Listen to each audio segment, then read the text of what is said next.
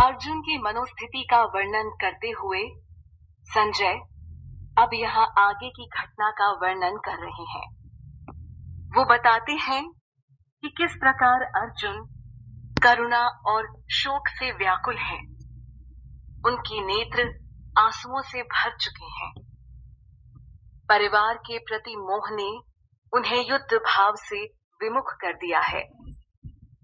अब अर्जुन के भाव व उनके सज्जल नेत्रों को मधुसूदन देख रहे हैं। मधुसूदन नाम के पीछे की कहानी यह है कि भगवान ने मधु नाम के एक असुर का वध किया था, जिस कारण उन्हें मधुसूदन नाम से भी बुलाया जाता है। तो इस प्रकार अर्जुन की तरफ देख मधुसूदन ने यह शब्द कहे। युद्ध का नियम है विपक्ष में खड़े शत्रु का डटकर सामना करना या उसे परास्त करना। इसके अलावा दूसरा कोई चारा नहीं। एक बार युद्ध स्थल पर गए तो वहां बस आर पार की जंग ही होती है।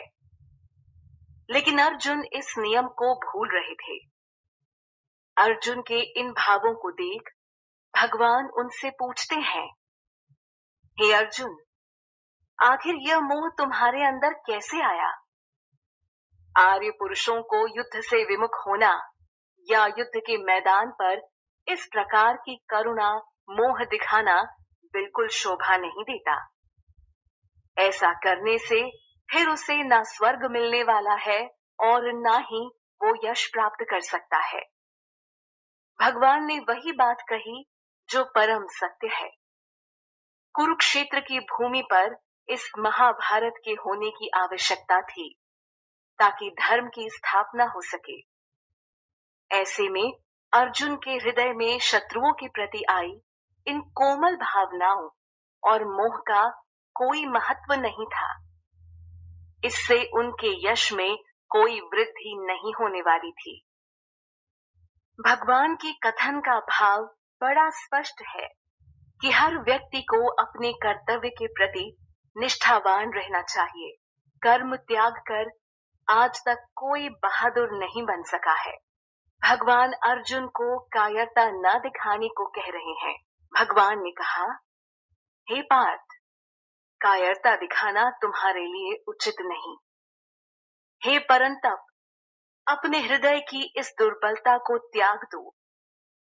यहाँ अर्जुन को परंतप कहकर संबोधित किया गया है, जिसका अर्थ हुआ शत्रुओं का दमन करने वाला। अर्जुन क्षत्रिय थे, तो परिस्थिति के अनुसार उत्पन्न इस युद्ध में शत्रुओं से लड़ना उनका परम धर्म था, न कि उससे विमुख हो जाना।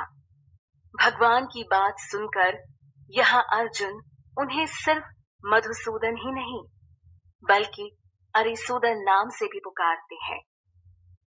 मधुसूदन का अर्थ हम बता ही चुके हैं। वो भगवान जिन्होंने मधु नाम के असुर का वध किया था। अरिसूदन का अर्थ हुआ दुश्मनों का नाश करने वाले। अर्जुन श्री कृष्ण के सामने अपनी दुविधा व्यक्त करते हुए कहते हैं कि हे मधुसूदन, आखिर मैं कैसे द्रोणाचार्य और भीष्म पितामह के विरुद्ध युद्ध करूं? अर्जुन समझ नहीं पा रहे कि आखिर वो किस प्रकार उनके बाणों का सामना करें, क्योंकि वो दोनों ही अर्जुन के लिए बड़े पूजनीय हैं। वो अर्जुन के गुरु थे, तो भला गुरु पर कैसे प्रहार किया जा सकता है?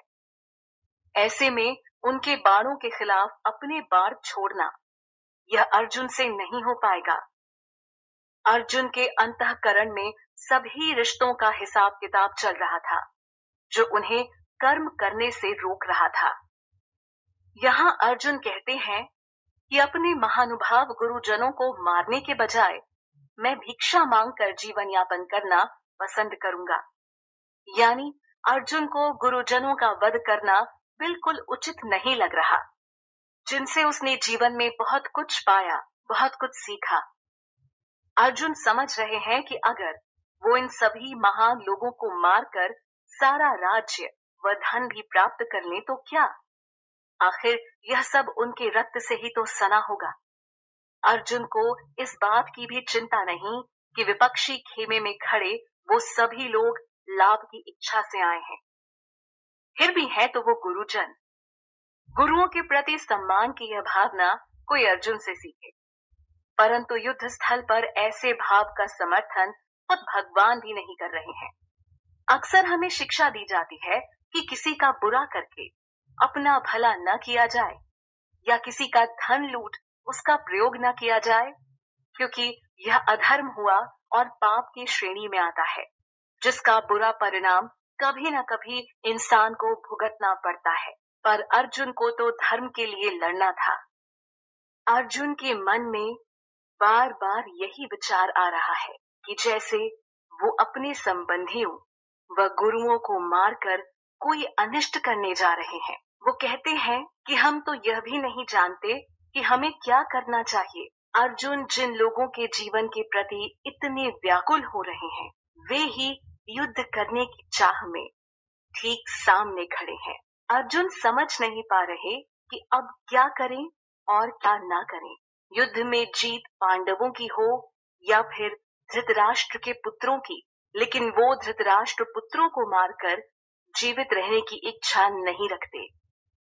वैसे युद्ध में जीत किसकी होगी, इसका अनुमान पहले से नहीं लगाया जा सकता।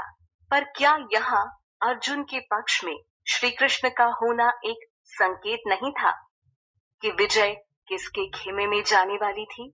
पर अर्जुन तो जीत के प्रति भी उत्साहित नहीं थे। यहाँ अर्जुन त्याग भाव दर्शा रहे थे।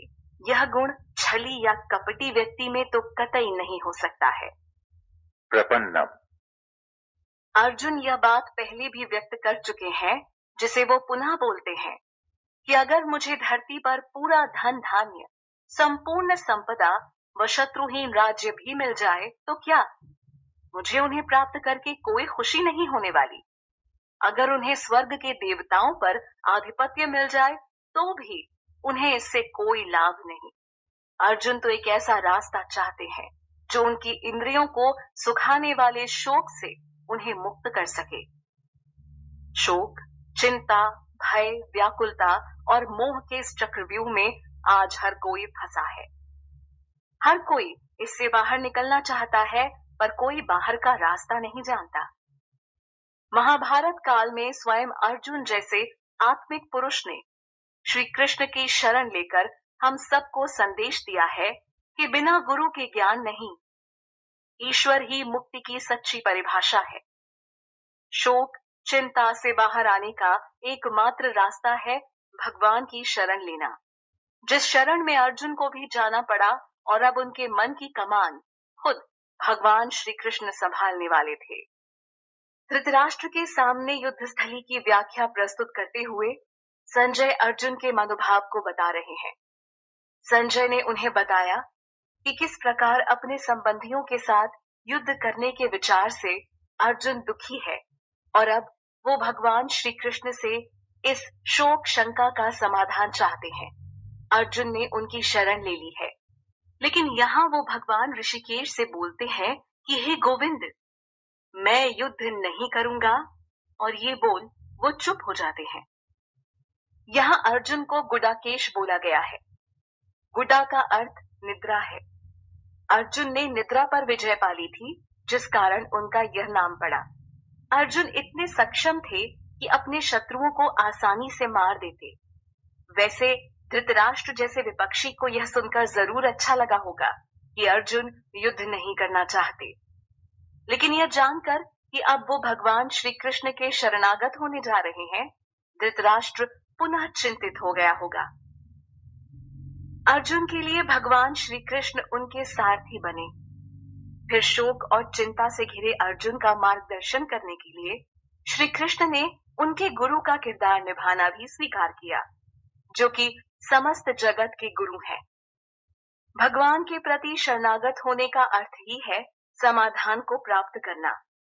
दोनों सेनाओं के बीच अर्जुन का रथ खड़ा था और वो चिंतित दिख रहे थे। संजय इसका वर्णन धृतराष्ट्र से करते हुए बोलते हैं कि हे भरतवंशी, अर्जुन की इस स्थिति को देख भगवान कृष्ण मुस्कुराए और उनसे यह कहा।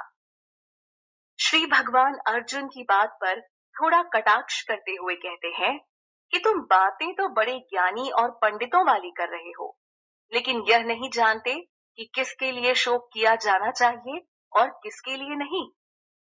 ऐसी अवस्था कलयुग में एक आम व्यक्ति की देखी जा सकती है, जो हर समय व्यर्थ की चिंता, शोक और मोह में फंसा हुआ है, फिर भी ज्ञान बघारने से बाज नहीं आता। वो अपने खुद के द्वारा जमा ज्ञान से इतना भी समझ नहीं पाता कि आखिर किसके लिए उसे चिंता और शोक करना चाहिए। लेकिन ध्यान रहे, ऐसे लोगों से अर्जुन की कोई तुलना नहीं, जिसे स्वयं भगवान कृष्ण एक सखा के रूप में मिले, संबंधी के रूप में मिले, एक साथी के रूप में मिले और वो एक गुरु रूप में भी मिले। ऐसे अर्जुन की तुलना किसी आम व्यक्ति से की ही नहीं जा सकती। भगवान श्री कृष्ण यहाँ साफ तौर पर कहते हैं कि तुम ऐसे लोगों के लिए शोक कर रहे हो जो इसके योग्य नहीं है। साथ ही भगवान बताते हैं कि एक विद्वान न तो मरे हुए के लिए शोक करता है और न ही जीवित व्यक्ति के लिए शोक करता है। यहाँ भगवान सनातन परंपरा की एक झलक प्रस्तुत करते हुए नजर आते हैं। सनातन यानी जो शाश्वत है, जो नित्य है और जो हमेशा बना रहने वाला है। श्री भगवान बोलते हैं कि ऐसा कभी नहीं था कि किसी काल में मैं ना रहूं या तुम न रहे हो या यहाँ उपस्थित राजा लोग न रहे हो। अर्जुन, ऐसा भी कभी नहीं होने वाला कि भविष्य में हम सब नहीं रहेंगे। सनातन धर्म आत्मा के शाश्वत रूप को प्रस्तुत करता है, जहाँ न आत्मा की मृत्यु होती है और न जन्म। यह हमेशा से थी और आगे भी हमेशा रहेगी। शरीर और आत्मा के बीच अंतर के इस ज्ञान को ही भगवान ने भगवत गीता के माध्यम से सबके सामने रखा है। श्री भगवान ने अर्जुन के सामने इस बात को रखा क्योंकि उनको हर जन्म और काल याद है, पर एक आम व्यक्ति दूसरा शरीर लेते ही अपने पिछले जीवन को भूल जाता है, क्योंकि उसके ज्ञान और स्मरण शक्ति सीमित है। साथ ही उसकी बुद्धि माया से ढक जाती है, तभी तो अपने शाश्वत होने की विचारधारा से जुड़ नहीं पाता और शोक चिंता में जीवन बिता देता है। उसके लिए वर्तमान का जीवन ही सब कुछ है। अर्जुन ज्ञानी होते हुए भी भ्रमित हो गए थे, तभी भगवान ने उन्हें राह दिखाई। यहाँ आखिर भगवान कृष्ण ने स्पष्ट रूप से शरीर और आत्मा के अंतर पर वर्णन किया। श्री भगवान ने बताया कि आत्मा तो अमर है, जो कभी नहीं मरती। जिस धीर पुरुष को इसका ज्ञान है, वो शरीर के खत्म होने पर शोक नहीं करता और ना विचलित होता है। कहने का मतलब हुआ कि एक धीर पुरुष शरीर के परिवर्तन में किसी प्रकार का मोह नहीं रखता है। इस आत्मा को शरीर रूपी वाहन मिलता है, जिससे वो बाल्यावस्था से तरुणावस्था और तरुणावस्था से वृद्धावस्था में अपना सफर करती है। वह बूढ़े शरीर के नष्ट होने के बाद फिर एक नए शरीर को प्राप्त करती है, जहां फिर से यही क्रम चलता है। लेकिन आत्मा का रूप शाश्वत है। भगवान अर्जुन को यही समझाना चाह रहे हैं कि मूल्य तो आत्मा का है, तो वो भला कौन सा अपने परिजनों की आत्मा को मार रहे हैं। उनके शरीर परिवर्तन की चिंता किए बिना अर्जुन को बस युद्ध करना चाहिए। भगवान श्री कृष्ण आगे बताते हैं कि जीवन में जितने भी सुख दुख आते हैं, वो सब क्षणिक होते हैं। ना तो दुख ज्यादा समय रुकेगा और ना ही सुख। ठीक वैसे ही जैसे सर्दी और गर्मी के मौसम आते जाते रहते हैं। हमें यह नहीं मानकर बैठ जाना चाहिए कि अगर जीवन में सुख आया है तो अब कभी दुख नहीं आएगा, या इसका ठीक उल्टा। लेकिन हम में दोनों को सहन करने की शक्ति व ज्ञान होना चाहिए, ताकि कठिन परिस्थितियों में विचलित न हो जाए। भगवान कृष्ण कहते हैं, हे भरतवंशी, जीवन में यह सारे अनुभव हमें अपनी इंद्रियों और विषयों के संयोग से मिलते हैं। भरतवंशी के अलावा वैसे यहाँ अर्जुन को कौन्तेय यानी कुंती के पुत्र के नाम से भी बुलाया गया। भगवान के कथन अनुसार इंसान की इंद्रियां ही सुख दुख के बोध का मुख्य कारण है। व्यक्ति को जरूरत है कि वो बिना विचलित हुए इन सब समस्याओं को सहन कर जाए और सहन करने की कला सीखे। सुख दुख के भाव के कारण व्यक्ति को अपने कर्म से विमुख नहीं होना चाहिए। कर्म सिद्धांत पर ही अपनी बात जारी रखते हुए भगवान श्री कृष्ण कहते हैं कि सुख दुख से किसी को भी विचलित नहीं होना चाहिए। जो पुरुष ऐसा करने में सफल हो जाता है या सक्षम है, वो अवश्य ही मुक्ति के योग्य है। यहाँ वो अर्जुन को पुरुष ऋषभ कहकर बुलाते हैं, जिसका अर्थ हुआ सभी मनुष्यों में श्रेष्ठ। जीवन में हर कोई आने वाले सुख दुख की कड़ी से एक दिन व्याकुल होकर थका सा अनुभव करता है। वो कोई तीसरा रास्ता चाहता है। भगवान यही रास्ता तो हमें बता रहे हैं कि सुख दुख में से किसी को भी गंभीरता से न लेकर दोनों में संभाव बनाकर रखा जाए। इसी से जीवन में स्थिरता आती है और मन शांति को प्राप्त करता है। व्यर्थ के कल्मश जीवन से खत्म होने लगते हैं और धीरे धीरे मुक्ति की ओर बढ़ता है। पिछले श्लोक में भगवान कृष्ण ने अर्जुन को पुरुष ऋषभ नाम से संबोधित करके बताया कि वो सभी मनुष्यों में श्रेष्ठ हैं, लेकिन मोह रूपी अंधकार ने उनकी बुद्धि को ढक लिया है। अब श्री कृष्ण उनको प्रकाश दिखाने आए हैं। कृष्ण का ज्ञान सिर्फ अर्जुन के लिए ही नहीं था, बल्कि वो ज्ञान तो आज हम सबका भी मार्गदर्शन कर रहा है। हजारों साल पहले दिए गए इस दिव्य ज्ञान की रोशनी इतनी तेज है कि आज भी यह किसी भटके व्यक्ति को सही दिशा में ना खड़ा करे। वरना एक दीप जलने से होने वाला उजाला भला कितनी देर ठहरता है, पर यह रोशनी तो स्वयं भगवान कृष्ण से आने वाली है, जिसके बुझने का सवाल ही नहीं।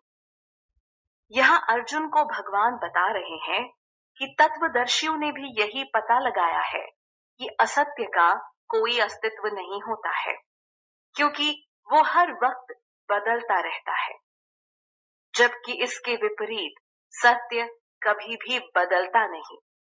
वो एक जैसा ही रहता है, यानी शाश्वत।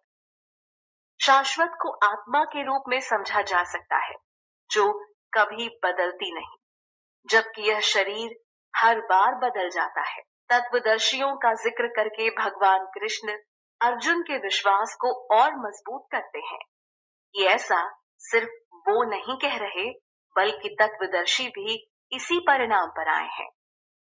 भगवान कृष्ण अर्जुन का ध्यान अविनाशी तत्व की ओर दिला रहे हैं। वो अर्जुन को बोलते हैं कि तुम इस अविनाशी तत्व को अच्छे से जान लो, जो इस पूरे शरीर के अंदर व्याप्त है, जो आत्मा है। आत्मा के निकलते ही शरीर का कोई महत्व नहीं रह जाता। शरीर तो नाशवान है, जबकि अर्जुन अपने परिवारजनों के शरीर के नष्ट हो जाने की चिंता में पड़ा हुआ था। वो शरीर में रहने वाली आत्मा के महत्व को नहीं जान पा रहे थे। आत्मा का ज्ञान यही तो श्री कृष्ण करवा रहे हैं। वो बताते हैं कि इस आत्मा को कभी भी नष्ट नहीं किया जा सकता, बस शारीरिक भाव से बाहर आने की आवश्यकता है। तभी पता चल सकेगा कि युद्ध भूमि पर कौन मरने वाला है। शरीर की चिंता न करने का उपदेश भगवान कृष्ण दे रहे हैं। आत्मा शाश्वत है, लेकिन वो जिस शरीर रूपी जीव में रहती है, वो शाश्वत नहीं है। उसको आज नहीं तो कल नष्ट होना होगा। यह बात सिर्फ अर्जुन के समझने के लिए ही आवश्यक नहीं थी, बल्कि इसे तो आज यानी कलयुग में हम सबको भी अच्छे से समझ लेना चाहिए। कलयुग, जिसे डार्क एज कहते हैं। आज व्यक्ति लोभ, मोह, माया, अज्ञानता में बुरी तरह फंस चुका है, फिर भी वो स्वयं को शरीर ही समझता है, जिसमें विकार आने पर व्यक्ति दुखी होता है। पर भगवान कृष्ण नहीं चाहते कि अर्जुन मोह के कारण अपने कर्म को त्याग दे। वो क्षत्रिय थे और युद्ध करना उनका धर्म था। इसलिए भगवान कृष्ण अर्जुन को कहते हैं कि हे भरत, तू युद्ध कर। आत्मा मरती नहीं और इसे किसी भी हाल में मारा नहीं जा सकता है। आत्मा का वर्णन इस प्रकार भी मिलता है कि वो शरीर के बाल के अग्रभाग के 10,000वें भाग के समान है, जिसे मारना तो दूर देखा भी नहीं जा सकता। जो ऐसा समझ रहा है कि आत्मा कोई नष्ट होने वाली चीज है, वो अंधेरे में है, वो अज्ञानी है। उसे आत्मा के शाश्वत होने का ज्ञान नहीं। अज्ञानता तो वैसे लगभग हर मनुष्य में होती है, सिर्फ कुछ सिद्ध पुरुषों को छोड़कर, जो वास्तव में ईश्वर प्राप्ति के मार्ग में लगे हैं और आत्मा के स्वरूप को समझते हैं। मोहवश अर्जुन में आई इस अज्ञानता का जल्द ही निवारण स्वयं भगवान द्वारा होने वाला था। इस श्लोक में भगवान कृष्ण ने आत्मा के स्वरूप को और अच्छे से समझाया है। परमात्मा तथा अणु आत्मा दोनों ही शरीर में विद्यमान है, लेकिन जो व्यक्ति सारी इच्छाओं और शौक से मुक्त हो चुका है, वो ही भगवान कृष्ण की कृपा से आत्मा के स्वरूप को समझ सकता है।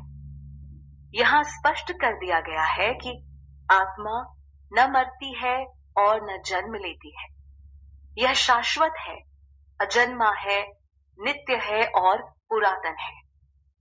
शरीर नष्ट भी हो जाए तो इससे आत्मा को कोई हानि नहीं पहुंचती। भगवान ऐसा बोलकर अर्जुन के कोमल हृदय में बैठे डर को खत्म करना चाह रहे हैं। यह अर्जुन की विचारधारा को सही मार्ग पर लाने का प्रयास है। बात सिर्फ विचारों की ही तो है। हम भी कभी न कभी किसी से प्रेरणादायक शब्दों को सुनकर अपने विचार में बदलाव ले आते हैं, और श्री कृष्ण से बड़ी प्रेरणा भला और कौन दे सकता है। भगवान ने अर्जुन को समझाया कि हे पार्थ, जो आत्मा के शाश्वत रूप को समझ गया, वो भला कैसे किसी को मार सकता है या मरवा सकता है। वेदों के अध्ययन से भी यही ज्ञान निकलकर सामने आता है।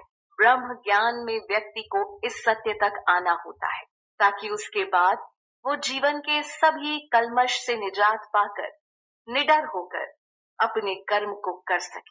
वैसे भी जब दो देशों के बीच किसी कारणवश युद्ध की परिस्थिति आती है, तो उनके सैनिकों को युद्ध करना ही होता है। वो युद्ध स्थल पर भावुक होकर युद्ध से विमुख नहीं हो सकते, क्योंकि यह आर पार का दौर होता है।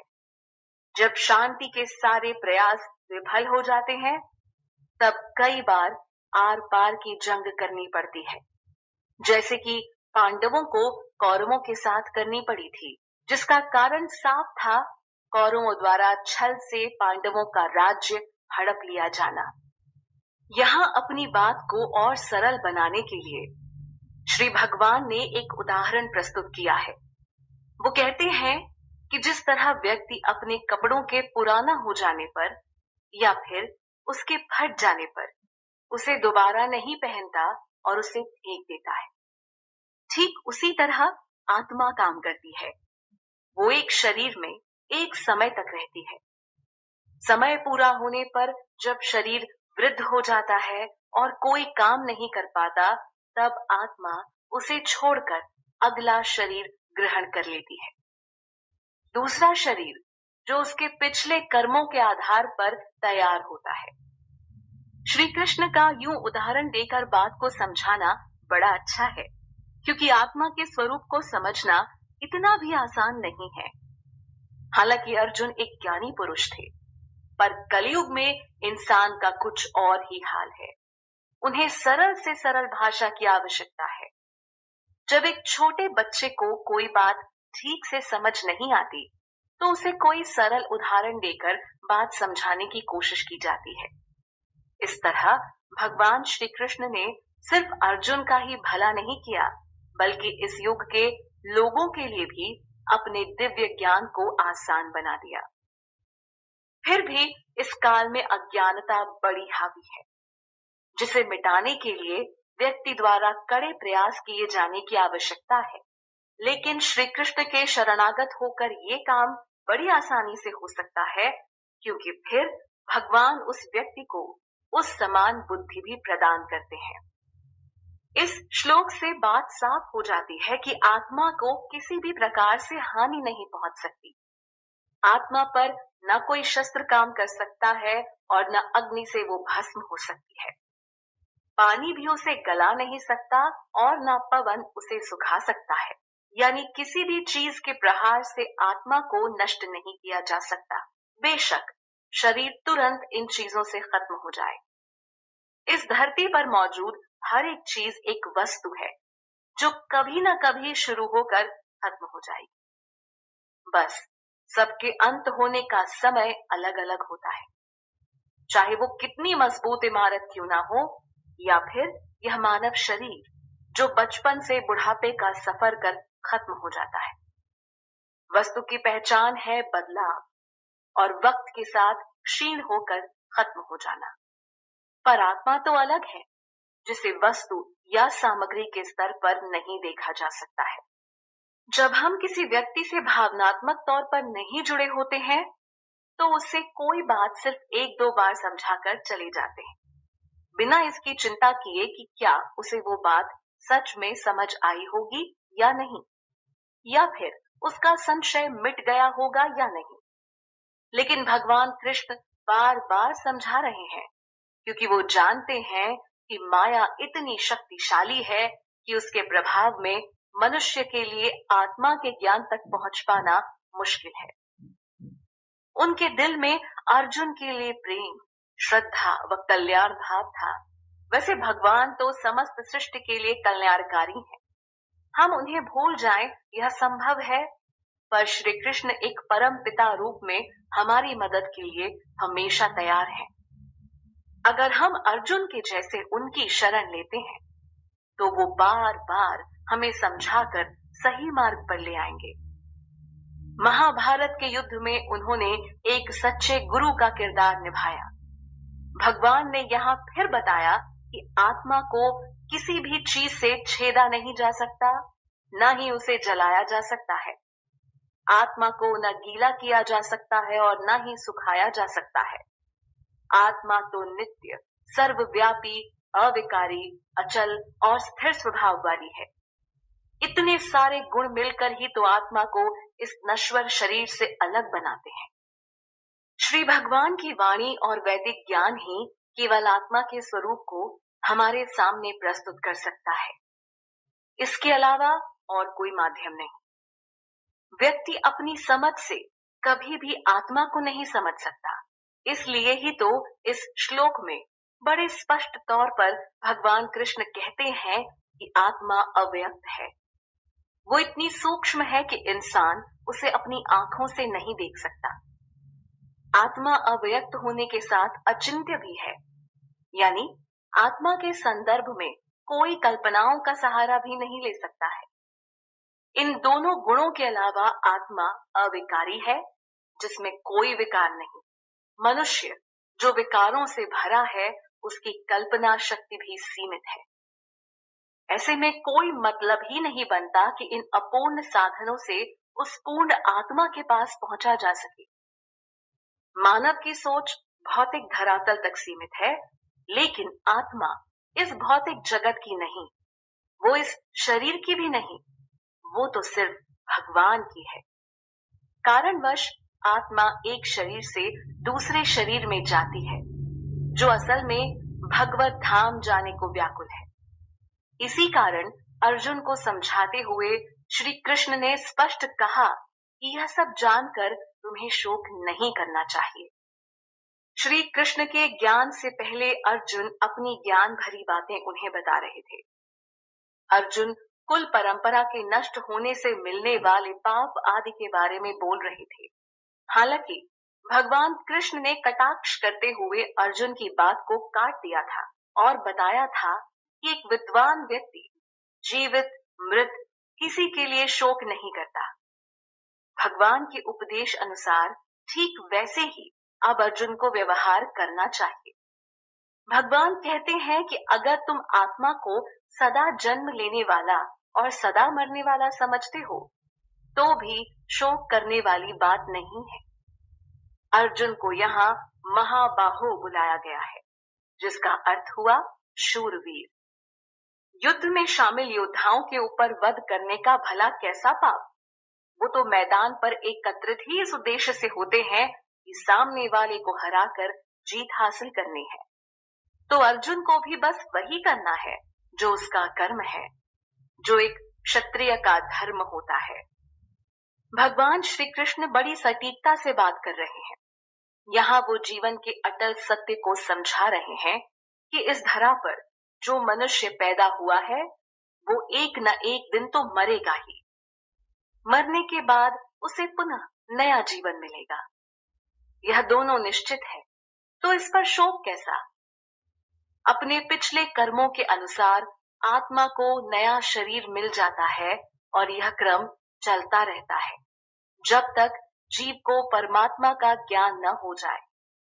अज्ञानता में वो यहीं भटकता रहता है, इसलिए उसे बार बार भगवान की शरण में जाने का ज्ञान दिया जाता है ताकि मनुष्य का उद्धार हो सके। श्री भगवान अर्जुन की आंखों से मोह के आवरण को हटाने का प्रयास कर रहे हैं। यही आवरण तो आज हर जीव की आंखों पर पड़ा है। श्री कृष्ण ने अर्जुन को समझाया कि जो अटल है उसके लिए क्या शोक करना। यहाँ आत्मा की उपस्थिति को एक विशेष तरीके से समझाया गया है। श्री भगवान ने अर्जुन को बताया कि हे भारत, प्रारंभ में सारे जीव अव्यक्त अवस्था में होते हैं, यानी न दिखते हुए भी वो किसी एक अदृश्य अवस्था में होते हैं। हालांकि आत्मा के स्वरूप को इनकार करने वाले इसे स्वीकार नहीं करते। श्री कृष्ण आगे कहते हैं कि जीव मध्य में आकर प्रकट होता है और उसके बाद फिर अव्यक्त अवस्था में चला जाता है। आत्मा के शाश्वत होने की धारणा के अनुसार वो हमेशा व्याप्त है। जैसे जन्म से पहले जीव अव्यक्त होता है, जन्म के बाद व्यक्त और मृत्यु के बाद पुनः अव्यक्त हो जाता है। आत्मा इस अनुसार विचरण करती रहती है। अतः इसमें शोक करने की क्या बात है? भगवान कृष्ण शरीर को महत्व न देने पर बार बार जोर दे रहे हैं ताकि अर्जुन मोह की दुनिया से बाहर निकल आए। वैसे देखा जाए तो श्री कृष्ण जो स्वयं भगवान है, चाहते तो एक पल में ही पूरे युद्ध की काया पलट सकते थे। उनके रहते पांडवों के लिए जीत कौन सी बड़ी बात थी। पर अर्जुन के विषाद के चलते ही आज हम सबको भगवत गीता का अमूल उपहार मिल सका है, जिसके लिए उन्हें कोटि कोटि नमन है। भगवत गीता सिर्फ ज्ञान का पिटारा नहीं है, हम जैसे बुद्ध जीवात्माओं के लिए मुक्ति का मार्ग है। इस श्लोक में श्री भगवान ने अर्जुन को बताया कि कैसे कुछ लोग आत्मा को आश्चर्य से देखते हैं, तो कोई इसका आश्चर्य से वर्णन करता है और कोई इसके बारे में आश्चर्य से सुनता है।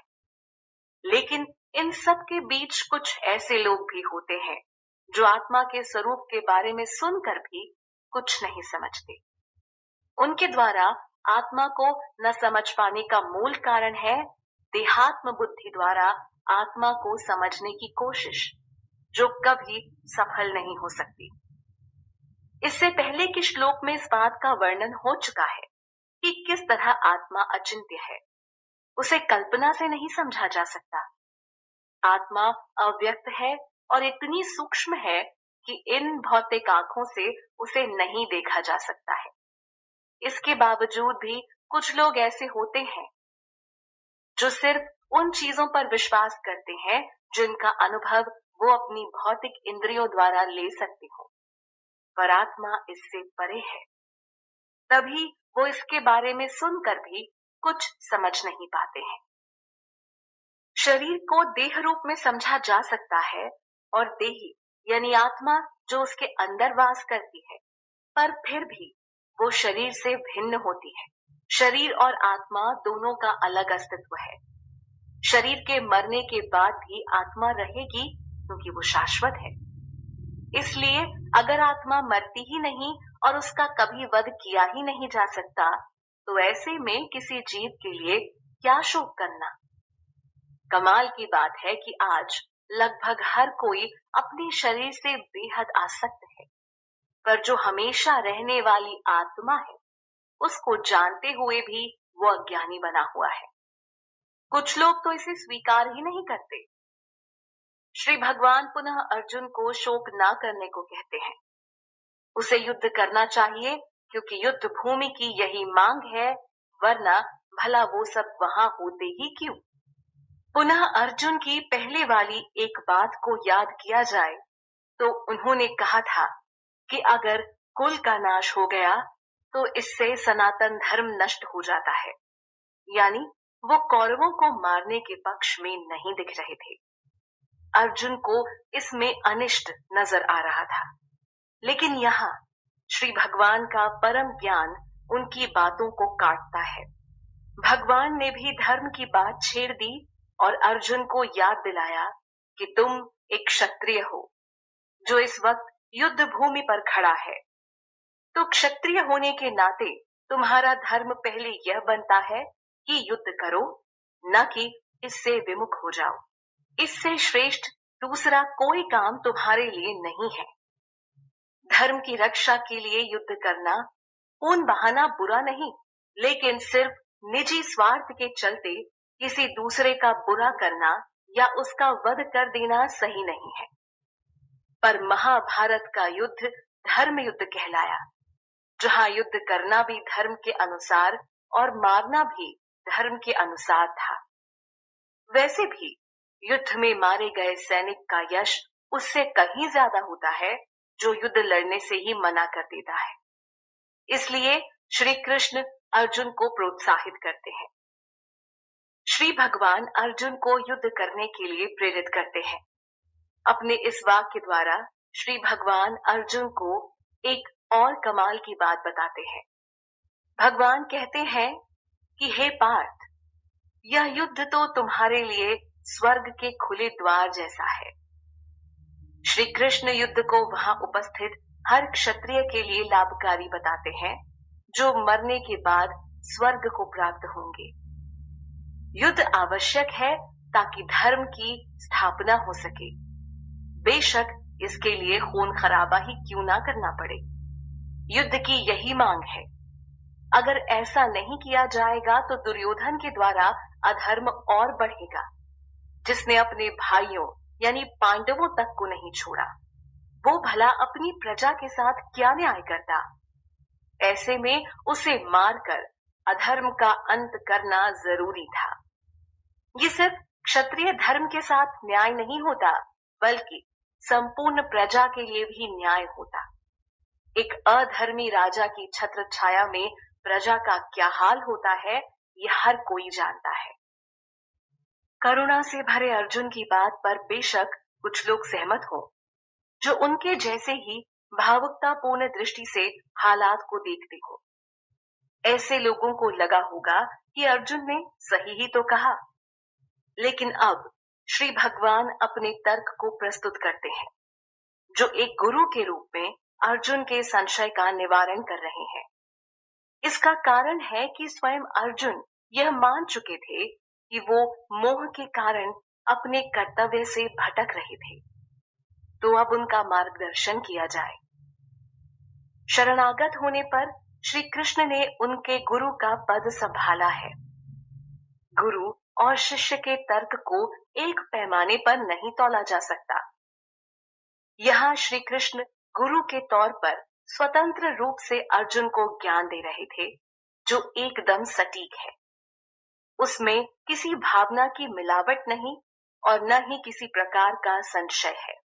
इसलिए तो श्री भगवान ने स्पष्ट तौर पर अर्जुन को कहा कि युद्ध नहीं करने पर तुम निश्चित ही पाप के भागीदारी होगे। इस धर्म युद्ध से पलायन करने का मतलब ही हुआ अपने यश और धर्म को खो देना। श्री कृष्ण द्वारा कही यह बात सत्य ही तो है। क्योंकि युद्ध से भागे हुए सैनिक को देश की जनता देशद्रोही या भगोड़ा जैसे शब्द कहकर अपमानित करती है, जो एक क्षत्रिय को बिल्कुल शोभा नहीं देता। इस कारण अर्जुन को निडर होकर अपना क्षत्रिय धर्म निभाना चाहिए। भगवान कृष्ण अर्जुन को बताते हैं कि अगर वो युद्ध नहीं करता और युद्ध भूमि से बिना लड़े ही लौट जाता है, तो इसके बाद हर जगह ही उसका अपयश गाया जाएगा। देश की रक्षा एक क्षत्रिय के हाथों में होती है। अगर वो अपने कर्तव्य को ना करे तो भला कौन उसका मान करेगा। भगवान कृष्ण साथ ही यह भी बोलते हैं कि एक सम्मानित व्यक्ति के लिए अपयश तो मृत्यु से भी बढ़कर है। हर व्यक्ति को अपना कर्म करना ही होता है, जिसे ना करने पर उसे अपमान का सामना करना पड़ता है। अर्जुन एक सम्मानित पुरुष थे। ऐसे में सवाल ही नहीं खड़ा होता कि वो अपनी इस प्रतिष्ठा पर दांव खेलें। एक योद्धा के लिए युद्ध में मारा जाना भागने के मुकाबले कहीं श्रेष्ठ है। अपनी पिछली बातों को ही यहाँ जारी रखते हुए भगवान कृष्ण कहते हैं कि तुम्हारी युद्ध न लड़ने की इच्छा को दूसरे महारथी योद्धा एक दूसरे नजरिए से देखेंगे। कहने का तात्पर्य यह हुआ कि अर्जुन तो परिवारजनों के मोहवश उन्हें मारना नहीं चाहते। भाई बंधुओं को मारने में उन्हें अनिष्ट दिख रहा है, लेकिन दूसरे महान योद्धाओं को भला इससे क्या। वो तो अर्जुन को सीधे सीधे तौर पर कायर कह देंगे, जो कि डर के मारे युद्ध भूमि छोड़कर भाग गया। उनके हृदय अर्जुन के समान कोमल नहीं और न ही उनके विचार अर्जुन के जैसे पवित्र हैं। अर्जुन ने मैदान छोड़ा तो हर कोई उसे तुच्छ मानेगा। जो भी उन्हें पहले सम्मान देता आ रहा था, वो भी अर्जुन की निंदा करेंगे, आलोचना करेंगे। इसलिए अर्जुन के लिए यह बिल्कुल अनुकूल नहीं कि अब वो युद्ध स्थली से वापस लौट जाएं। भगवान कृष्ण अर्जुन को युद्ध न करने के दुष्परिणाम बता रहे हैं। भगवान कहते हैं कि अर्जुन, अगर तुम युद्ध से विमुख होते हो तो तुम्हारे शत्रु तुम्हारे सामर्थ्य का मजाक उड़ाएंगे। वो ऐसे ऐसे कटु वाक्य बोलेंगे जिसे कोई भी सुनना पसंद नहीं करेगा। तो तुम्हारे लिए ऐसे वचनों को सुनने से कष्टदायक और क्या हो सकता है। भगवान कृष्ण सखा, संबंधी और एक गुरु के रूप में अर्जुन का सिर्फ भला ही चाहते थे। इससे पहले भी भगवान श्री कृष्ण अर्जुन को यह कह चुके हैं कि युद्ध तो तुम्हारे लिए स्वर्ग के खुले द्वार जैसा है। यहाँ भी भगवान पुनः इसी बात पर जोर देते हुए कहते हैं कि हे कुंती पुत्र, अगर तुम युद्ध करते हुए मारे भी जाओगे तो भी स्वर्ग को प्राप्त होगे, और अगर युद्ध जीत गए तो पृथ्वी का पूरा राज्य भोग करोगे। इसलिए खड़े हो जाओ और निश्चय पूर्वक युद्ध करो।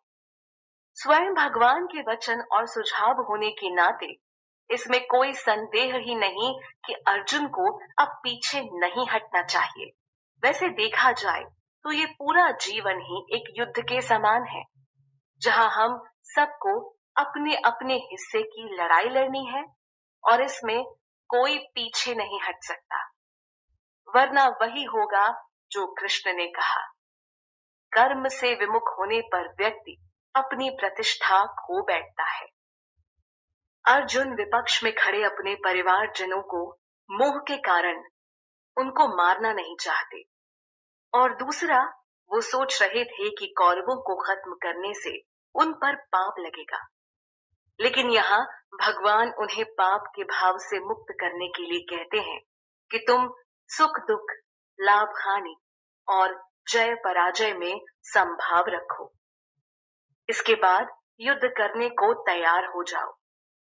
ऐसा करने से तुम्हें पाप नहीं लगेगा। अगर स्वयं भगवान ऐसा कह रहे हैं तो अर्जुन को यही करना चाहिए। इसके अलावा दूसरा कोई रास्ता नहीं जो इतना स्पष्ट हो। अर्जुन के अंदर का विषाद आज हर व्यक्ति को घेरे है।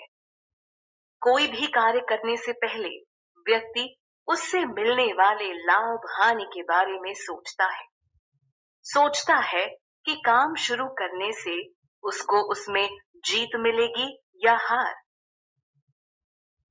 कई बार वो परिणाम की चिंता में उलझकर काम शुरू ही नहीं करता, जिससे अंत में उसको कुछ नहीं मिलता।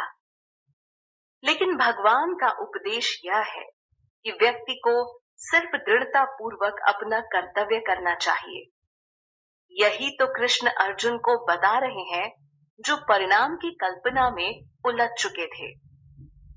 इस श्लोक में आए सांख्य शब्द पर बात करें तो इसका तात्पर्य हुआ विश्लेषण से, जिसका मूल रूप से संबंध शरीर और आत्मा के विश्लेषण से है। इसके द्वारा आत्मा की प्रकृति का वर्णन मिलता है।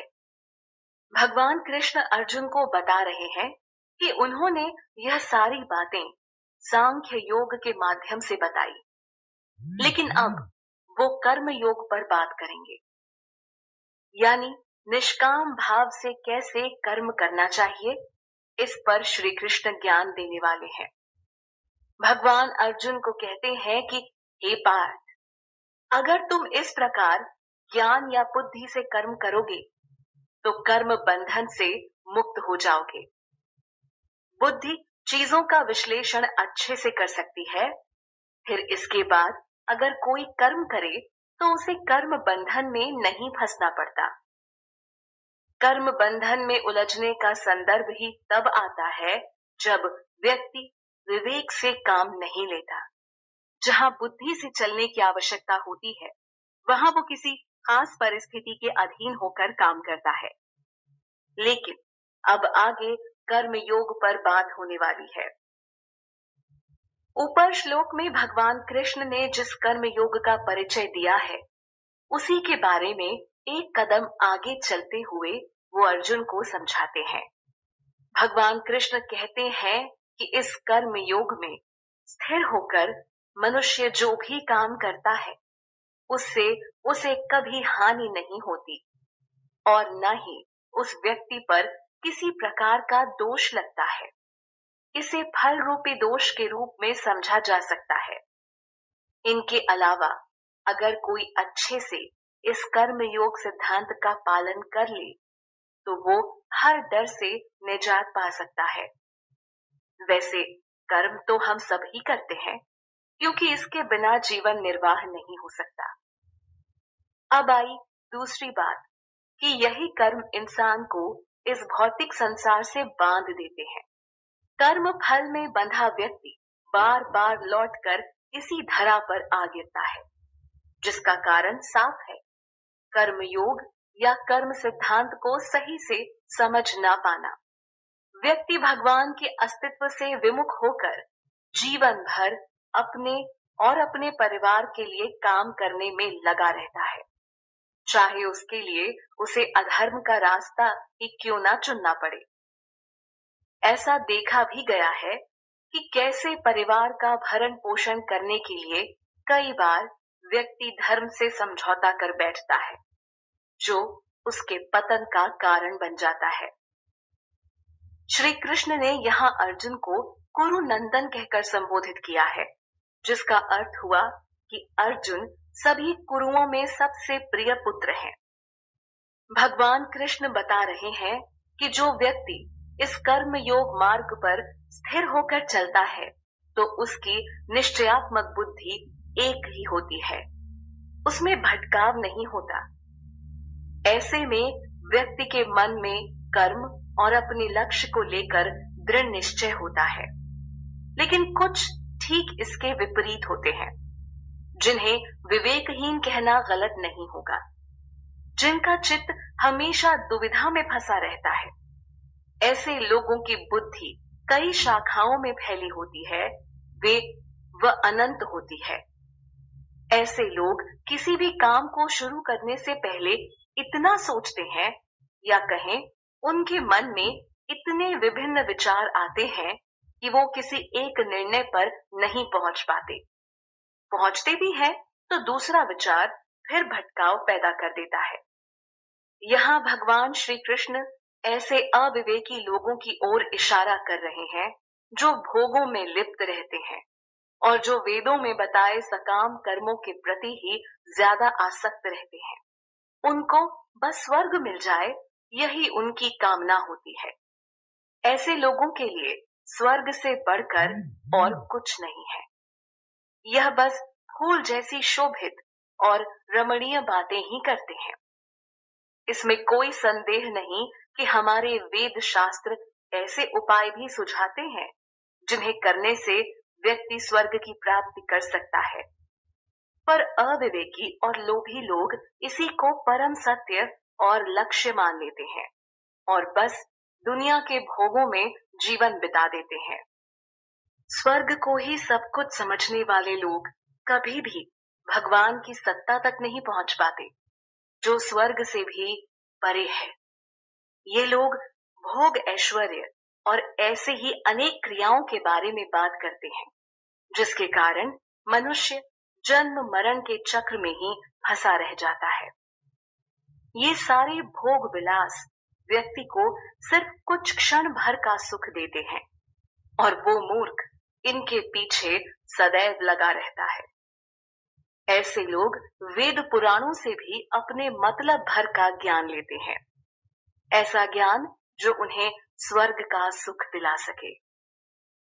जिन लोगों का चित्त हमेशा भोग और ऐश्वर्य में लिप्त होता है और जो हमेशा भौतिक आकर्षण और दिखावटी चीजों में लगे होते हैं, ऐसे लोगों के मन में भगवान के प्रति श्रद्धा भक्ति का निश्चय नहीं होता। ऐसे लोग क्षण भर की खुशी पाकर ही तृप्त रहते हैं।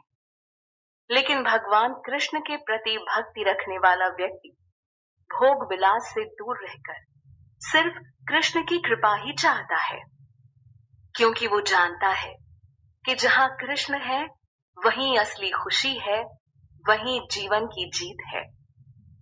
अर्जुन को भी यही विश्वास था कि श्री कृष्ण के साथ रहते हार का सवाल ही नहीं। फिलहाल श्री कृष्ण यहाँ मोह के जाल में फंसे अर्जुन को बाहर निकालने का काम कर रहे हैं। ऐसे प्रयास वो हर मनुष्य के लिए करते हैं।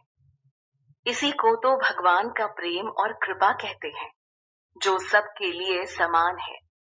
लेकिन भोग विलास में लिप्त व्यक्ति ऐसी कृपा को समझ नहीं पाते। वेद पुराणों में सतोगुण, रजोगुण और तमोगुण की चर्चा हर तरफ मिलती है। इन्हीं गुणों के अधीन मनुष्य के तमाम कार्यों को होते देखा गया है, जो इस भौतिक जगत में उसके बंधन का कारण भी है। व्यक्ति की बुद्धि में इनमें से किसी एक गुण की अधिकता होती है। बाकी गुण भी थोड़ी थोड़ी मात्रा में होते हैं, पर किसी एक की अधिकता रहती है। यहाँ भगवान कृष्ण अर्जुन को इन तीनों गुणों से परे जाने को कह रहे हैं। वो कहते हैं, हे अर्जुन, तुम इन गुणों से ऊपर उठ जाओ और निर्द्वंद्व बनो। निर्द्वंद्व यानी जीवन में किसी भी घटना या चीज को लेकर दिखने वाले दो अलग अलग नजरिए। कृष्ण अर्जुन को बिना चिंता किए एक नजरिया बताने को कहते हैं, ताकि वो अपने कर्म के प्रति भ्रमित न हो सके। साथ ही कहते हैं कि तुम लाभ या सुरक्षा की चिंता किए बिना आत्मपरायण बनो। परमात्मा में चित्त को स्थिर करना एक जटिल कार्य है, लेकिन सबसे आवश्यक कार्य भी यही है। ऐसा ना करने से व्यक्ति भटकाव या दूसरे शब्दों में कहें माया का शिकार बन जाता है। सभी वेद पुराणों का मूल उद्देश्य व्यक्ति को आत्म साक्षात्कार की ओर अग्रसर करना है, जिसका अर्थ हुआ खुद की ओर भगवान की स्थिति को समझना, इन दोनों के बीच संबंध को समझना और यह जानना कि हम भगवान कृष्ण के ही अंश हैं। यह आत्मज्ञान जिसे हो गया, उसके लिए समस्त वेदों को पढ़ने की भी कोई आवश्यकता नहीं। यही बात तो भगवान कृष्ण अर्जुन को समझा रहे हैं। वो कहते हैं कि जब एक व्यक्ति के चारों तरफ बड़े बड़े परिपूर्ण जलाशय होते हैं, तो उसके लिए किसी छोटे जलाशय का कोई अर्थ नहीं रह जाता। उसी प्रकार जिस व्यक्ति को आत्मज्ञान हो गया, जिसने स्वयं भगवान कृष्ण के साथ अपने शाश्वत संबंध को समझ लिया, उसके लिए फिर सभी वेदों के अध्ययन का कोई प्रयोजन नहीं रह जाता है। जरा एक पल के लिए सोचें कि अर्जुन की जगह आप उस रथ पर बैठे हैं और भगवान कृष्ण सीधे तौर पर यह श्लोक आपको ही समझा रहे हैं। भगवान कर्म के प्रति जिम्मेदारी का अनुभव करवाते हैं और कहते हैं कि कर्म फल पर तुम्हारा कोई अधिकार नहीं है। यह सुनकर अजीब या बहुत अजीब लग सकता है, क्योंकि आज लगभग हर व्यक्ति कर्म की शुरुआत करने से पहले ही मानसिक स्तर पर उससे मिलने वाले फल के बारे में सोच लेता है। ऐसे में भगवान कहते हैं कि तू कर्म फल के लिए हेतु मत बन और ऐसा भी न कर कि कर्म न करने के प्रति तेरी आसक्ति हो जाए। इस ज्ञान के बाद आपको अवश्य सोचना पड़ेगा कि आपको खुद में कितने प्रतिशत तक का बदलाव लेकर आना है, क्योंकि यही सत्य है कि कर्म का फल व्यक्ति के हाथ में नहीं। यहाँ भगवान ने अर्जुन को साफ तौर पर कह दिया कि कर्म फल की इच्छा से किया गया कर्म या फिर कर्म से विमुख हो जाना दोनों ही गलत है। यहाँ भगवान कृष्ण एक महत्वपूर्ण संदेश को सरल भाषा में अर्जुन को समझा रहे हैं। इस ज्ञान को समझकर विरले लोग ही इसे अपने जीवन में उतार पाते हैं और बाकी बद्ध अवस्था में रह जाते हैं। भगवान द्वारा दिया ज्ञान मुक्ति की ओर ले जाता है, जबकि इसके विपरीत चलने वाले लोग मुक्ति से दूर हो जाते हैं। श्री कृष्ण साफ साफ शब्दों में सखा अर्जुन को कहते हैं कि हे धनंजय, तुम बिना जीत हार की चिंता के बस युद्ध करो।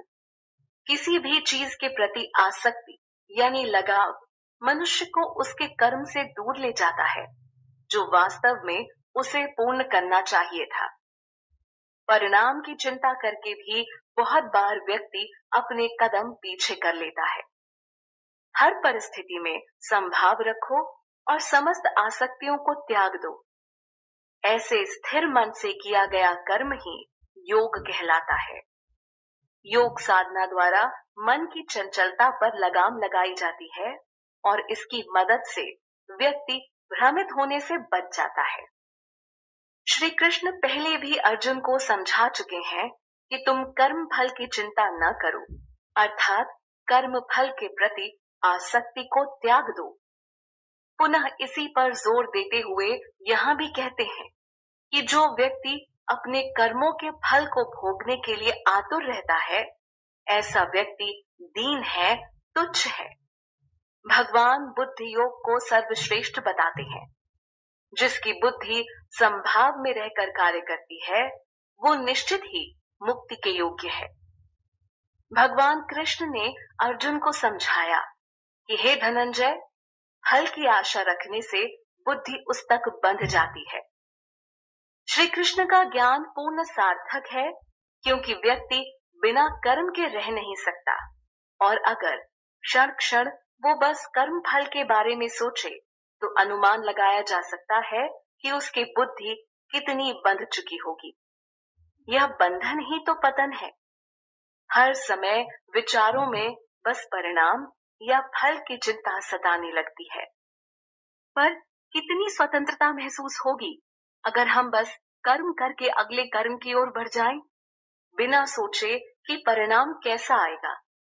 लेकिन नहीं, आज कर्म की शुरुआत ही उससे मिलने वाले फल का अनुमान लगाकर की जाती है। यहाँ पर बुद्धि योग का एक बड़ा ही सकारात्मक पहलू प्रस्तुत हुआ है। मनुष्य अपने कर्म फल की लालसा में ही सदियों सदियों से जन्म मृत्यु के जाल में फंसा रह जाता है।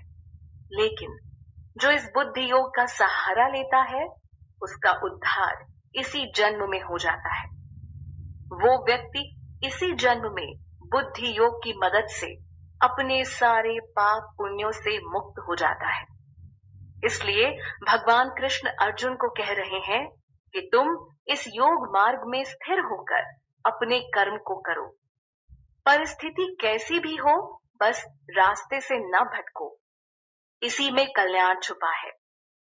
बिना भगवत गीता सुने पढ़े कर्म की इस गहराई तक पहुंच पाना आसान नहीं। तभी तो भगवान कृष्ण ने अर्जुन का गुरु बनना स्वीकार किया। यही ज्ञान उन्हें जगत गुरु भी बनाता है, क्योंकि यह ज्ञान सदियों सदियों तक मानव जाति का मार्गदर्शन करता रहेगा। श्री कृष्ण बताते हैं कि इस बुद्धि योग में स्थित जितने भी ज्ञानी जन हैं, वो अपने कर्म फलों को त्याग देते हैं, जिससे वो सभी जन्म मृत्यु के बंधन से मुक्त हो जाते हैं। वो सभी भगवत प्राप्ति करते हैं। कर्म फल हमेशा से चिंता का कारण है, पर जिसने इसके प्रति मोह को त्याग दिया, तो उसके लिए भला कैसा दुख और कैसी चिंता। उसकी स्थिति मुक्त हो जाती है। भगवान कृष्ण के प्रति भक्ति भाव बढ़ाकर और उनके इस बहुमूल्य ज्ञान का फायदा उठाकर भला कौन है जो मुक्त नहीं हो सकता। यहाँ भगवान कृष्ण ने मोह को दलदल के समान बताया है, जिसमें फंसे व्यक्ति के लिए बाहर निकल पाना मुश्किल हो जाता है। युद्ध स्थल पर अर्जुन भी अपने परिजनों के वध करने के संदर्भ में इसी मोह में फंस चुके हैं। श्री कृष्ण अर्जुन को कहते हैं कि जिस समय तुम्हारी बुद्धि इस मोह रूपी दलदल से बाहर निकल आएगी, उसके बाद ही तुम सुनने योग्य और सुने हुए सभी कर्म फलों के प्रति अनासक्त हो जाओगे। चीजों या रिश्तों के प्रति आसक्ति ही मनुष्य के पतन का कारण बनती है। भगवान कृष्ण के धाम तक पहुंचने के मार्ग में यही मोह एक बहुत बड़ी बाधा बनता है। हर व्यक्ति भली भांति यह जानता भी है कि कोई भी कर्म फल उसे लंबे समय तक खुशी नहीं देने वाला, जब तक कि वो भगवान कृष्ण तक पहुंचने के लिए बुद्धि योग से कर्म न करे। दुनिया और इसके मोह से विरक्ति ही श्री कृष्ण के द्वार पर जाने का एकमात्र रास्ता है। अर्जुन को भगवान कृष्ण बोलते हैं कि जिस समय तुम्हारा यह विचलित मन शांत हो जाएगा और बुद्धि परमात्मा के स्वरूप को समझ लेगी, समझो उस समय तुमको दिव्य चेतना प्राप्त हो गई। अक्सर हम समाधि शब्द सुनते हैं, पर इसके तात्पर्य को नहीं समझते। तो यहाँ समाधि को कुछ इस प्रकार बताया गया है कि जब मन एकाग्र हो जाता है, जब उसकी चंचलता समाप्त हो जाती है, जब वो बात बात पर विचलित नहीं होता, तब मन इस समाधि की अवस्था में होता है। इसी पर श्री कृष्ण ने अर्जुन को बोला कि जब अनेक विषयों को सुनने के बाद भी तुम्हारी बुद्धि विचलित न हो, तो समझ लेना यही योग की अवस्था है। हालांकि अर्जुन का मन तो पूर्ण रूप से विचलित है, जिसके कारण ही वो किसी निर्णय पर नहीं पहुंच पा रहे हैं। जिस समय यह मन या बुद्धि किसी एक बिंदु पर पूर्ण एकाग्र हो जाती है, व्यक्ति उस काम को सफलतापूर्वक कर लेता है। पर मन के भटकाव के कारण अर्जुन अभी कुछ भी करने की अवस्था में नहीं है। भगवान श्री कृष्ण ने समाधि में स्थित व्यक्ति के गुणों को अर्जुन के सामने कुछ इस तरह प्रस्तुत किया कि अब अर्जुन इसके बारे में और जानने के लिए आतुर हो गए। वो स्थिर बुद्धि वाले ऐसे लोगों के बारे में और जानना चाहते हैं जो परमात्मा को प्राप्त कर चुके हैं। वो भगवान कृष्ण से पूछते हैं कि हे केशव, समाधि में स्थित ऐसे पुरुषों के क्या लक्षण होते हैं? वो कैसे बोलते हैं, कैसे चलते हैं और कैसे बैठते हैं? इस अवस्था में पहुंच चुके व्यक्तियों का जीवन दूसरों की तुलना में सर्वश्रेष्ठ होता है। वैसे भी एक सफल व्यक्ति के बारे में हर कोई जानना चाहता है। अर्जुन, जिनका मन अपने सगे संबंधियों को देख बुरी तरह विचलित हो गया था, ऐसे में उनके लिए स्थिर मन का यह ज्ञान लेना बड़ा रोचकपूर्ण बन गया। भगवान कृष्ण पर भरोसा रखने वालों के लिए उनका यह कथन हृदय को कमाल का सुकून देता है। पूरे जीवन व्यक्ति सुख शांति खोजने के लिए क्या क्या नहीं करता, समाज में लोगों से रिश्ते बनाता है, कितनी चीजों का भोग करता है, कड़ी मेहनत करके खूब पैसा कमाता है ताकि किसी भी चीज का अभाव न रह जाए। लेकिन इसके बावजूद भी उसे सुख शांति नहीं मिल पाती है। जबकि दूसरी तरफ हम यह भी देखते हैं कि एक साधु सन्यासी जिसके मन में वस्तुओं के प्रति वैराग्य उत्पन्न हो गया है, वो इनके बिना भी शांति से रहना जानता है। सुख शांति पाने के लिए भगवान कृष्ण आत्मा का पता बता रहे हैं, यानी मन को अगर आत्मा में लगा दिया जाए तो इस लक्ष्य को प्राप्त करना संभव है। इस श्लोक में भगवान कहते हैं कि पार्थ, जब मनुष्य का मन सारी काम वासनाओं को छोड़कर केवल एक मात्र आत्मा पर केंद्रित हो जाता है तो समझो वो स्थित प्रज्ञ हो गया। इन काम वासना भोग में लगे होने के कारण ही व्यक्ति का मन यहाँ वहां व्यर्थ की चीजों की ओर भागता है, जिससे उसे कुछ नहीं मिलने वाला। आत्मा का ज्ञान होना ही एकमात्र रास्ता है। आत्मा जो कि परमात्मा का अंश है, यानी श्री कृष्ण के शरणागत होकर इसे समझा जा सकता है और इसमें मन को स्थिर किया जा सकता है। यहाँ फिर से भगवान ने स्थिर बुद्धि का वर्णन किया है।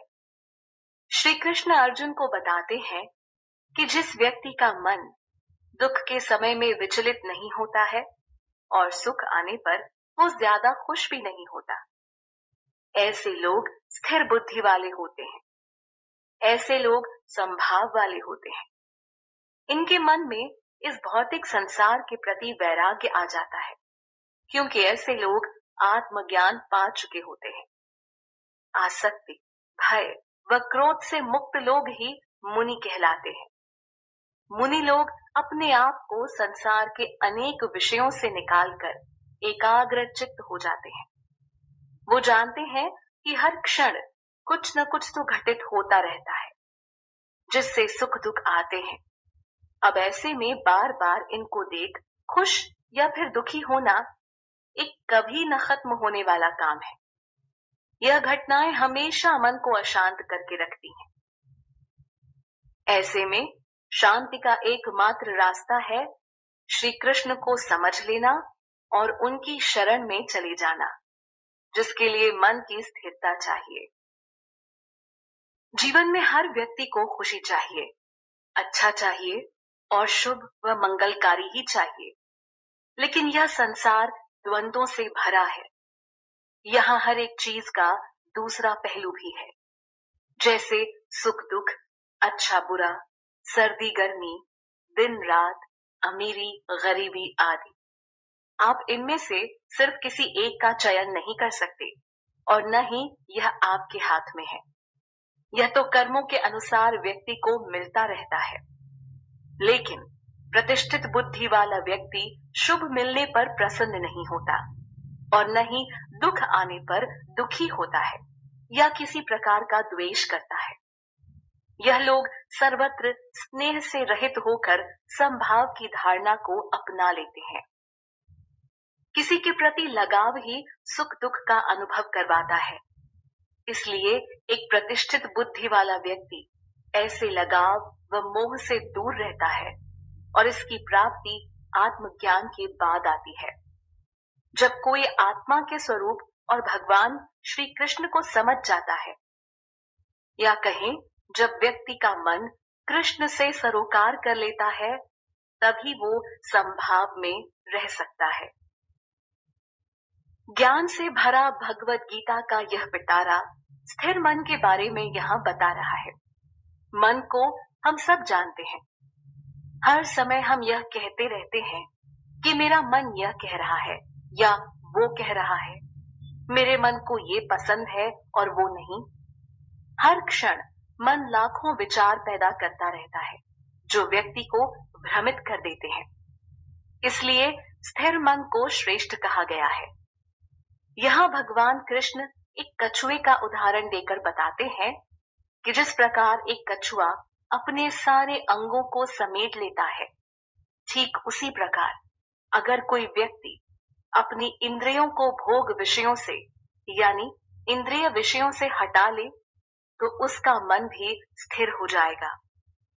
दुनिया अनेक तृष्णाओं से भरी है, जहां मन की चंचलता का ठहर पाना बड़ा मुश्किल है। लेकिन आत्मज्ञान का तरीका ही व्यक्ति को जीवन के इस जंजाल से बचा सकता है। अर्जुन ने जैसे श्री कृष्ण की शरण ली, ठीक वैसे ही जब व्यक्ति भगवान को अपना सब कुछ मान लेता है तो समझ ले कि उसका मार्गदर्शन भी होगा। पर जो भगवान के अस्तित्व को ही नहीं मानता, जिसने आत्मा को ही नकार दिया, ऐसे में उसे तो मात्र शरीर की ही चिंता में जीवन भर रहना होगा।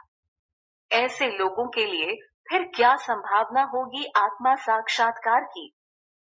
संसार में अगर कोई व्यक्ति यह सोच भी ले कि उसको अपनी इंद्रियों पर नियंत्रण रखना है और विषयों के पीछे भागने से उन्हें रोकना है, इसके बावजूद भी मन का ध्यान विषय भोग की ओर चला ही जाता है। ऐसे में व्यक्ति का सारा प्रयास धरा का धरा रह जाता है। मन की आसक्ति विषयों को लेकर खत्म नहीं होती, जिससे समाधान नहीं मिल पाता और व्यक्ति पुनः विचलित महसूस करता है। इंद्रियां बड़ी बलवान जो होती हैं, इनको सिर्फ आध्यात्म का मार्ग ही नियंत्रित कर सकता है। जब व्यक्ति आत्मा और परमात्मा के गुणों को समझने को तैयार हो जाए और साथ ही यह भी समझे कि उसे बाकी हर रास्ते पर भटकाव ही मिलेगा, इसीलिए तो श्री कृष्ण ने इस श्लोक में कहा है कि जिसका मन परमात्मा तत्व को समझ गया, उसका दुनिया के प्रति मोह खत्म हो जाता है। ऐसे लोग फिर निवृत्त हो जाते हैं। इंद्रियां बहुत बलवान होती हैं। इनको नियंत्रित करना कोई आसान काम नहीं है। मन में बस एक इच्छा क्या उत्पन्न हुई, सारी इंद्रियां उसको पूरा करने में लग जाती हैं और जब तक इच्छा पूर्ण ना हो जाए, असंतुष्टि का भाव बना रहता है। इसलिए ही तो सांसारिक विषयों के प्रति विरक्त होने को कहा जा रहा है। इंद्रियां विवेकी व्यक्ति तक को अपना शिकार बना लेती हैं, जो बड़ी मेहनत से इनको वश में करने का प्रयास कर रहा होता है। भगवान ने अर्जुन को यही तो समझाया कि हे कौन्तेय, प्रयत्न करते रहने वाले बुद्धिमान व्यक्ति के मन को भी यह चंचल इंद्रियां बलपूर्वक हर लेती हैं।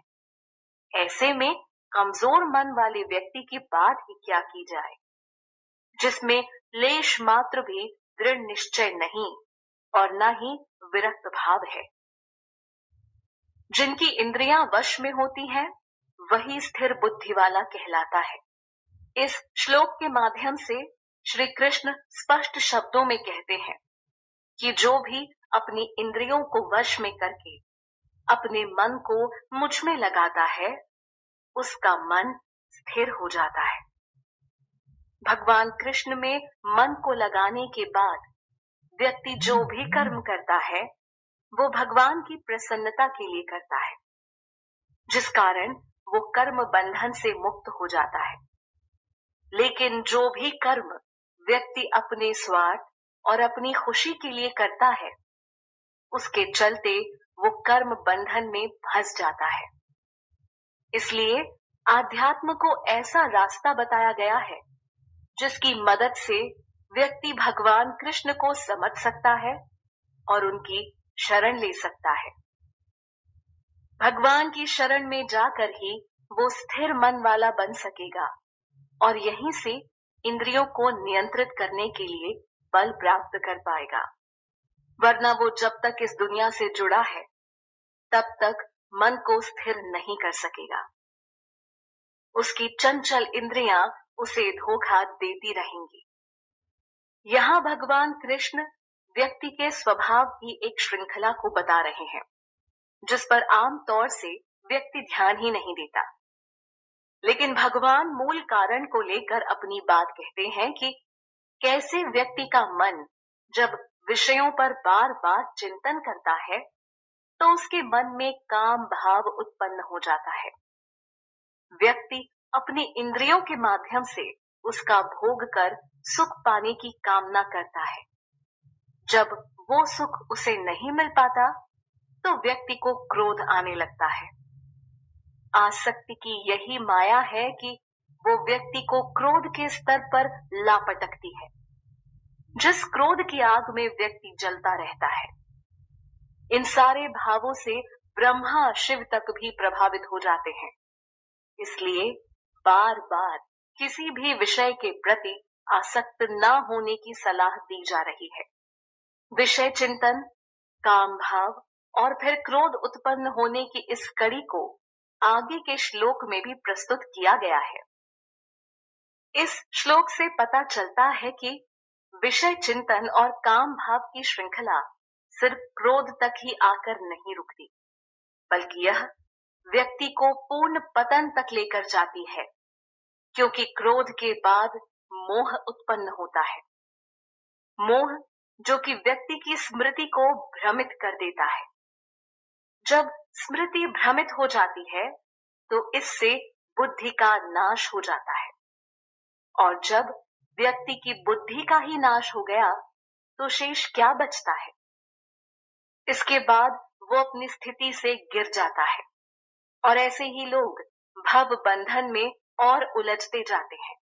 बुद्धिहीन व्यक्ति को मूर्ख समझा जाता है, जिसका समाज तिरस्कार करता है। बुद्धि ही तो सही और गलत का एहसास करवाकर व्यक्ति का मार्गदर्शन करती है, लेकिन बुद्धि भी चंचल इंद्रियों के बहकावे में आ जाती है। भगवान कृष्ण यहाँ बताते हैं कि जो व्यक्ति सभी राग द्वेष से परे है और जिसने अपनी इंद्रियों को वश में कर रखा है, वो ही जीवन के अंतःकरण की प्रसन्नता को प्राप्त कर सकता है। जो लोग किसी भी वस्तु के प्रति आसक्त नहीं है, ऐसा व्यक्ति वश में की हुई इंद्रियों से विषयों को भोगता हुआ प्रसन्नता प्राप्त करता है। प्रसन्नता क्या है? एक अनुभव जिसे व्यक्ति बार बार महसूस करना चाहता है, लेकिन जब उसकी बुद्धि लोभ, मोह, माया, क्रोध, द्वेष में फंस जाती है तो उसके लिए इस प्रसन्नता तक पहुंच पाना आसान नहीं होता है। इसे सिर्फ भगवान कृष्ण द्वारा बताए मार्ग पर चलकर ही प्राप्त किया जा सकता है। यह मार्ग आपको परमात्मा से जोड़ने का काम करता है। यह मार्ग आपको आत्म साक्षात्कार करवाता है। व्यक्ति दुनिया की लाखों चीजों को समझने का प्रयास करता है, बेशक वो उसके मतलब की हो या नहीं, लेकिन जब तक परमात्मा को नहीं समझा गया तब तक सब व्यर्थ है। विषय चिंतन, मोह, क्रोध, स्मृति का खत्म होना, बुद्धि का नष्ट होना और इस कारण मनुष्य का पतन होना, यह सब एक सिलसिले से होता जाता है। एक कदम पर भी भूल हुई तो व्यक्ति पतन की दिशा में बढ़ने लगता है। लेकिन इन सब से बचने व मन को संभालने का सिर्फ एक ही तरीका है, वो है परमात्मा को समझना और भगवान कृष्ण की शरण लेना। ऐसा कर व्यक्ति अंतःकरण की प्रसन्नता और स्थिर मन के साथ शांति को प्राप्त कर पाता है। इस श्लोक में शांति के महत्व को लेकर भगवान कृष्ण अर्जुन को कहते हैं कि शांति मिलने पर व्यक्ति के जीवन से दुखों का अंत हो जाता है। दुखों के अंत से खुशी का अनुभव शुरू होता है और फिर प्रसन्न चित्त व्यक्ति की बुद्धि जल्द ही स्थिर अवस्था में आ जाती है। जो व्यक्ति निष्काम भाव से कर्म नहीं करता, यानी जो बुद्धि योग में स्थिर नहीं है, वो अपनी इंद्रियों और मन को भी वश में नहीं रख सकता है। ऐसा न करने से उसकी बुद्धि भी स्थिर नहीं रह पाती, और जिसकी बुद्धि ही स्थिर नहीं, उसको शांति भला कैसे मिल सकती है? इस प्रकार के लोगों के अंतःकरण में भावना भी नहीं होती और भावनाहीन व्यक्ति को शांति नहीं मिल पाती। मन हमेशा चंचल इंद्रियों के पीछे भागते भागते अपनी स्थिरता खो बैठता है। एक व्यक्ति आखिर कैसे शांति का अनुभव कर सकता है जिसका मन हजार चीजों के पीछे एक साथ भागे? ऐसे में वो अपने अशांत मन से सुख का अनुभव नहीं कर सकता है। इसलिए उन हजारों जगहों से मन को हटाकर मात्र परमात्मा में लगाने को कहा गया है। यहाँ इंद्रियों की तुलना प्रचंड वायु से की गई है, जिसे आप इस प्रकार समझ सकते हैं कि एक नौका पानी पर तैर रही है। तभी प्रचंड वायु आकर उसे अपने साथ कहीं दूर बहा ले जाती है। इस बात को समझना कोई मुश्किल नहीं है। नौका बुद्धि समान हुई जो इसके साथ बह जाती है। समुद्र में कई छोटी बड़ी लहरें उठती हैं। ठीक ऐसे ही मन में कई छोटे बड़े विचार आते जाते रहते हैं। लेकिन जब मन किसी एक खास विषय पर अटक जाए और गंभीरता से उसका चिंतन करने लगे, तो वो विचार एक बड़ी लहर का रूप ले लेता है, जो काफी शक्तिशाली होती है। उसके आगे बड़ी बड़ी नाव तक पलट जाती है। कहने का तात्पर्य हुआ कि जिस व्यक्ति का मन हमेशा इंद्रियों के पीछे लगा है, हमेशा विषयों का ही अनुसरण करता रहता है, उसकी बुद्धि को ये इंद्रियां हर लेती हैं। इसलिए चित्त को सदैव भगवान कृष्ण में लगाकर रखने को कहा जाता है, जिससे इंद्रियां नियंत्रण में रहती हैं और बुद्धि एकाग्र होकर शांति को प्राप्त करती है। यहाँ अर्जुन को भगवान कृष्ण द्वारा महाबाहो कहकर बुलाया गया है। श्री कृष्ण पुनः स्थिर बुद्धि का वर्णन करते हुए बता रहे हैं कि आखिर इसे कैसे पाया जाता है। इस श्लोक के माध्यम से भगवान ने कहा कि जिस व्यक्ति की इंद्रियां सभी तरफ से इंद्रिय विषयों से हट चुकी हों और व्यक्ति के पूर्ण वश में आ गई हों, तो ऐसे व्यक्ति की बुद्धि स्थिर हो जाती है। मन से विषयों के प्रति मोह का टूटना बेहद आवश्यक है। परमात्मा में मन को लगाकर ऐसी स्थिरता को पाया जाता है, क्योंकि भगवान श्री कृष्ण एक हैं, जबकि भोग के विषय अनेक हैं। तो स्पष्ट है कि अनेक बातों में उलझी बुद्धि कभी भी सुख शांति नहीं पा सकती, जब तक वो भगवान को न समझ ले। इस श्लोक में ज्ञानी अज्ञानी पुरुष के भेद को बड़ी गंभीरता से भगवान कृष्ण ने प्रस्तुत किया है। एक को भौतिक जगत से सुख पाने वाला बताया गया है, तो दूसरे को आत्मनिरीक्षक के रूप में दर्शाया गया है। श्री भगवान बताते हैं कि सभी लोगों के लिए जो दिन है वो एक संयमी पुरुष के लिए रात्रि है, क्योंकि दिन में सब लोग भौतिक सुख पाने के लिए जागते हैं, कड़ी मेहनत करते हैं, परंतु एक आत्मनिरीक्षक को भौतिक सुखों के प्रति कोई रुचि नहीं होती, तो वो ऐसे कामों के प्रति सोता है। जबकि एक आत्मनिरीक्षक के लिए जो दिन है वो बाकियों के लिए रात्रि है।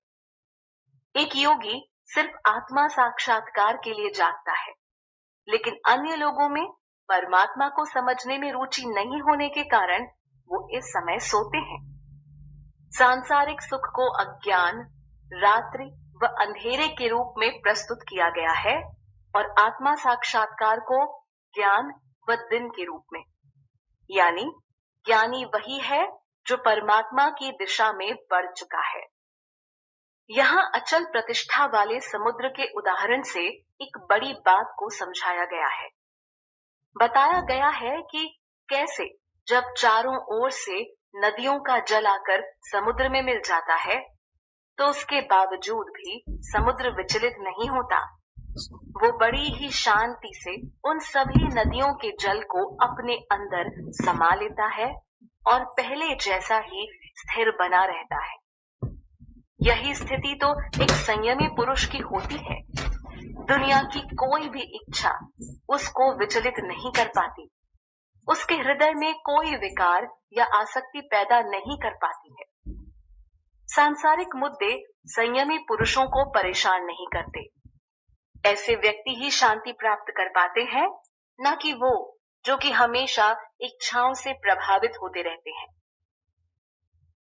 भोग की कामना ही व्यक्ति को हमेशा विचलित करती रहती है, लेकिन जो अपने अंतःकरण और परमात्मा को जान चुका है, वो एक बेहतर स्थिति में पहुंच जाता है। वो अपने सभी कर्मों को एकाग्र मन से अच्छी तरह कर पाता है। जीवन में वास्तविक शांति पाने की राह में भगवान कृष्ण आगे बताते हैं कि जिस व्यक्ति ने अपनी सभी इच्छाओं को त्याग दिया है, जिन इच्छाओं के कारण वो हमेशा इंद्रिय तृप्ति में लगा रहता है, ऐसा व्यक्ति योग्य है। यानी जो व्यक्ति काम, वासना, अहंकार और सारी ममता को त्याग कर स्थिर बुद्धि से अपना कर्म करता है, वो शांति को प्राप्त करता है।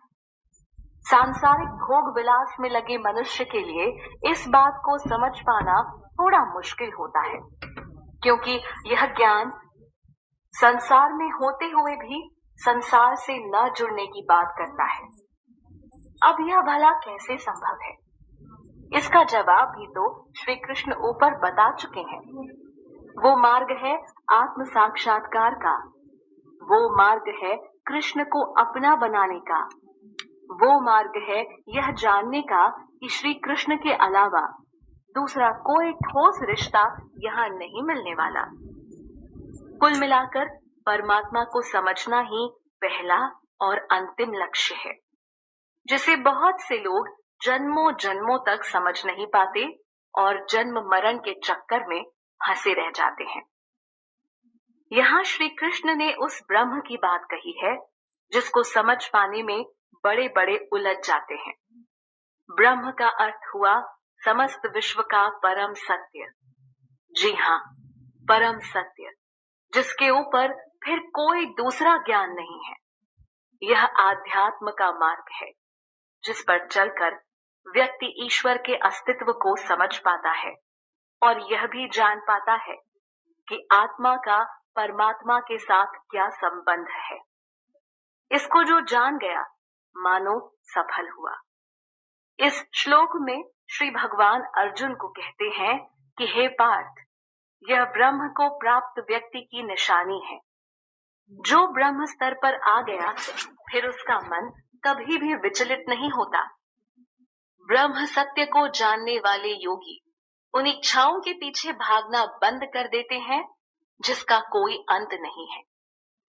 इन इच्छाओं को पूरा करने के प्रयास में ही व्यक्ति संसार से बंद कर रह जाता है, जबकि आत्मा को वास्तविक तलाश तो ईश्वर की है, शांति की है और मुक्ति की है। श्री भगवान अर्जुन को बताते हैं कि जीवन के अंतिम समय में जो भी व्यक्ति इस ब्रह्म स्थिति में स्थित रहता है, उसे ब्रह्म निर्वाण प्राप्त हो जाता है।